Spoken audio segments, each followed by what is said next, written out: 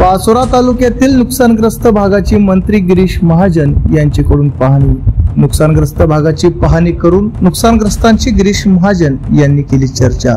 नुकसानग्रस्त भागाच्या तातडीने पंचनामे करण्याच्या मंत्री गिरीश महाजन यांच्या प्रशासनाला सूचना।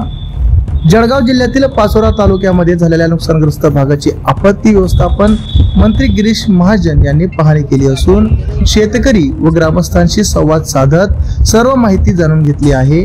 नुकसान झालेल्या भागात प्रशासनाच्या वतीने मदत कार्य सुरू असल्याची माहिती मंत्री गिरीश महाजन यांनी दिली असून नुकसानग्रस्त भागाचे तातडीने पंचनामे करण्याच्या सूचना गिरीश महाजन यांनी प्रशासनाला दिल्या आहेत। दरम्यान पाचोरा तालुक्यात प्रशासनामार्फत अतिवृष्टी घोषित करण्यात आली आहे।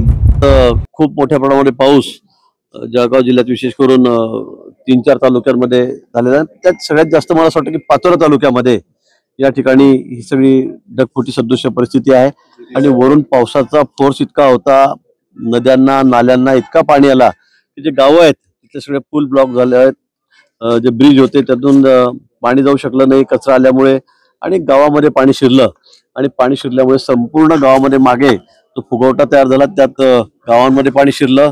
अनेक जनावरं या ठिकाणी पाण्यामध्ये वाहून गेलीत, जी बांधलेली होती ती त्या ठिकाणी मृत्युमुखी पडलीत।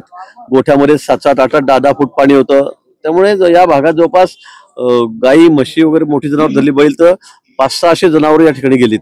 लहान मोठी धरली तर 2000च्या वर, म्हणजे बकऱ्या वगैरे कोंबड्या जर आपण धरल्या तर 2000च्या वर जनावरं या ठिकाणी दगावलेली आहेत। शेतीचं मोठं नुकसान या ठिकाणी झालेलं आहे। या पावसामुळे शेती अगदी खरडून वाहून गेलेली आहे, पण शेतीमध्ये आता खालती दगडच राहिलेला आहे, माती नावाची वस्तूच राहिलेली नाही। त्यामुळे शेतकऱ्याचं एवढं नुकसान आहे।